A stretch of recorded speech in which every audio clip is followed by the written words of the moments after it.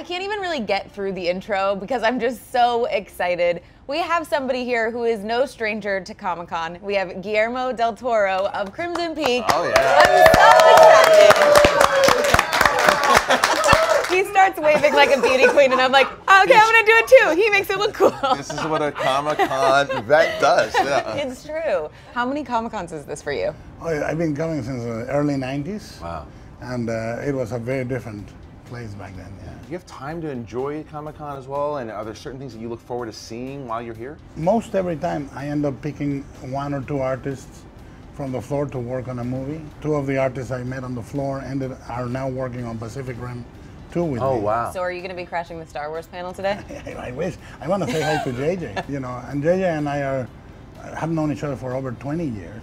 We met through Dick Smith, who was our teacher of makeup effects. JJ is, and if you meet him, you can ask him, he's quite accomplished as a makeup effects artist. Is a Star Wars movie something that you'd like to do down the road? My dance card is a little full. Right. It's a beautiful property. I wrote an introduction to the book Frames on the Star Wars collections. It changed the way we view science fiction. It was the first time, I think, in the history of film that somebody created a universe that felt used, real, rusted, aged. And I think it changed the scope of world creation, for example. I would love to, but you know, I think there's a lot of things to get to first. So with Crimson Peak, where did it come from? What was the idea? Where were you like, oh, that's what I have to do next? Well, part of the things I collect Gothic romance. And Gothic romance, most people think of Fabio without a shirt, holding a damsel in distress in a cover of a paperback, but in reality, the origins of Gothic romance are very worthy, literary and deep and dark.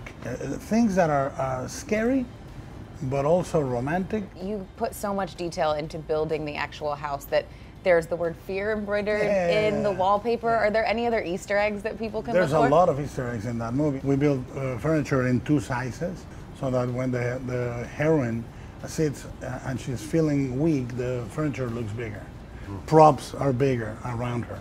If she grabs a spoon, it's an oversized spoon. If she feels strong, the furniture is slightly smaller and she looks more powerful.